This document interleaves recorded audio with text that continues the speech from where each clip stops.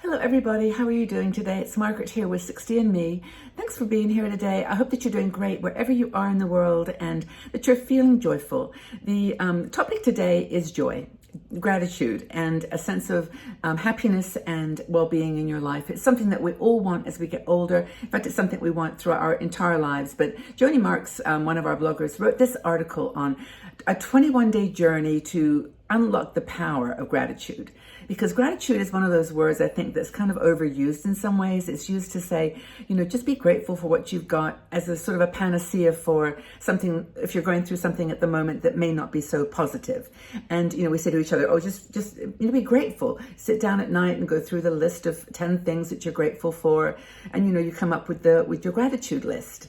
I'm grateful for my family. I'm grateful for my friends. I'm grateful for my health. I'm grateful for my clarity of mind.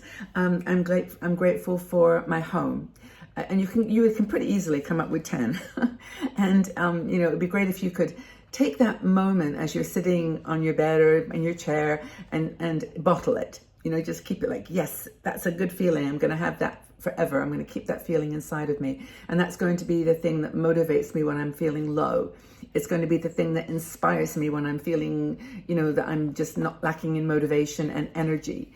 And I think that that's the goal, isn't it? And so this article by Joni really goes through the ways that you can take this journey and continue it beyond just the moment when you're going through your gratitude list. So how does it shape our perception of life to have a constant state of gratitude? Now, I must admit, I think that in the last 15, 20 years of my life, this has become more of a practice. I think when I was younger and busy and, maybe raising a family, working and that work-life balance. But then when I got older, I realized that there are going to be some bumpy roads ahead here. I'm changing. My face is getting wrinkles. My body is not so energetic as it might have been. I have more thoughts about the darker side of things. I've seen how things can turn out. You say it's all going to end in tears. Well, sometimes it does. And you don't want to be overly cautious. You want to just take life and embrace it and do things and experiment and explore. But at the same time, that it can end in tears, and you take on that, not so joyful, more cautious perspective. But where do you start the journey? And she says 21 days is just kind of a practice for you to sort of set yourself up as maybe you go into a new month or a new season, to say, okay, for 21 days, I'm going to do this exercise, or I'm going to try to, implement a way of looking at the world. I'm going to shift that lens, and I'm going to be grateful, just as a way of life. So where do you start? Well, you start with yourself. Now, we consider ourselves, in lots of different ways, but the way that people respond to us, the way they give us feedback, the way that they acknowledge us, whether we feel invisible or we don't feel invisible. And so I think the first thing is to just stop listening to what everybody says about you or what you think they're saying about you, and actually just be yourself, truly. What was it I did yesterday? Oh, I know. I went out and I put a scarf on. And I put a scarf on that was kind of a funky scarf. And I had a hat, my matching hat, because it's getting kind of cold outside. And I looked in the mirror and I thought, that looks really silly. And then I said to myself, well, so what? Does it matter? I like the colors. I like the fact that, I'm warm. I like the feeling that it's just me. It's the purple color. It's this, this kind of wine color that I like together. Okay, they don't perfectly match, but it's me. And I think that doing that kind of analysis and acceptance of yourself is where you start. So in fact, the first thing is to be grateful for yourself. To put gratitude with your own evolution and the way that you've evolved, the way that you're living, the way that you're looking, and actually just embrace that. Start with your simple gratitude about who you are. Does anyone else do this? Realize that they're edging towards some kind of a more eccentric style, a more, beautiful eccentricity, and then thinking, so what is the point of questioning that? I'm going to just do this. No one's judging. Trust me. You may be visible to them, and they may put you in their movie, and they may talk about, they may think about you as part of their visual entertainment that morning, but it's not anything to do with you personally. They don't know you. And they don't know, and even if they did know you as a friend, they don't know you. and you need to be clear. So what does gratitude do for you? And I'm looking at my notes because Maya Angelou said this quote, which I think Joni picks up on in the article, and it's, when you know better, you do better.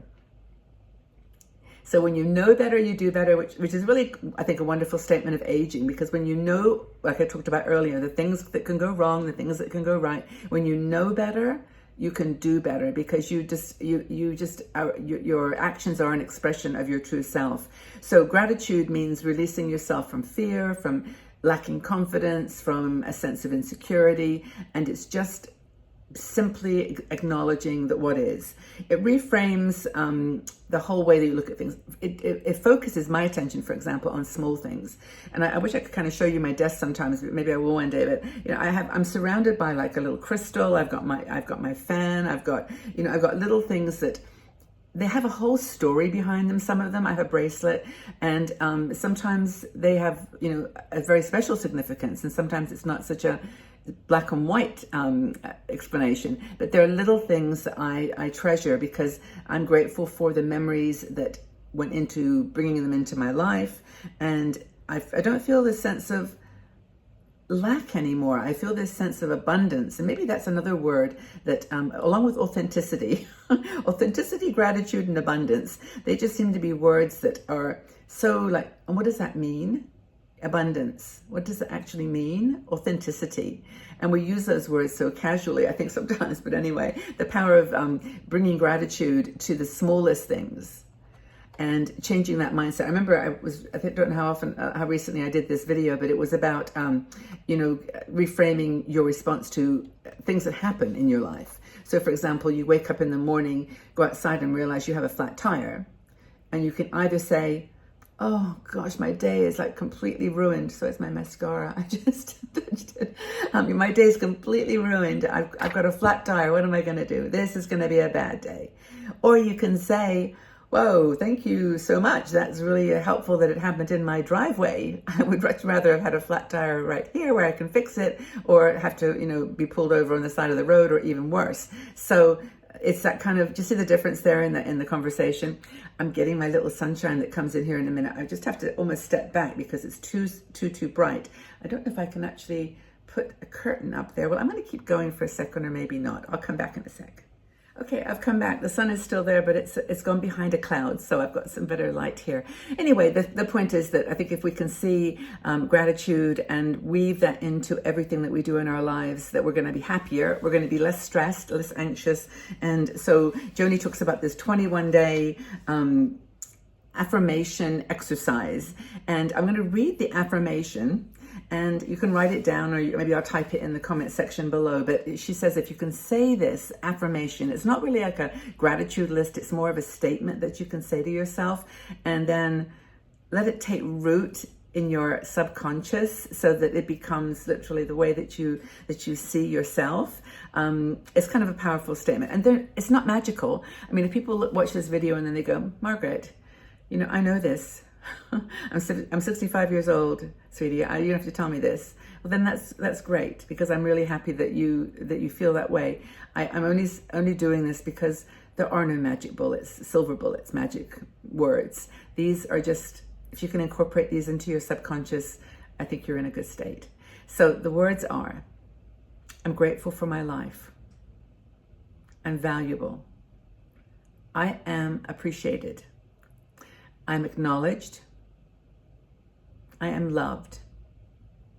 I love back. I play and I laugh. I enjoy being me. I am good enough. I'll read it again and say this 21 days. I'm grateful for my life. I'm valuable. I'm appreciated. I'm acknowledged. I'm loved. I love back. I play and laugh. I enjoy being me. I'm good enough. I love that. And if you can say the affirmation for 21 days in a row, 3 times a day for the next 21 days, just even saying I'm good enough. Oh my gosh, there's so many things that we feel we're not good enough at, or to be allowed to do, or to be given. So I think that if we say it for 3 times a day for 21 days, we'll check back in near the end of the year, and we'll see how everyone's doing. But it's just an idea for how to bring this consciousness of gratitude into your life and how to use the power of it in making your life more meaningful and beautiful. So thank you for being here. If you love this video, please subscribe to our channel. And at a minimum, please click the like button, the little thumbs up, because that means that YouTube will spread it around with its algorithm to other women. And more people can hear this message and join our community and just feel that they've got a place in this world. And if you do want a sort of a smaller group where we do private videos, live shows, and you can make friends where people are connecting with each other now all around the world. There's a private Facebook group. Just please, join our Patreon community. It's Patreon, patreon.com/60andme. And that's another option for making friends in this beautiful time of our lives. Thank you for being here.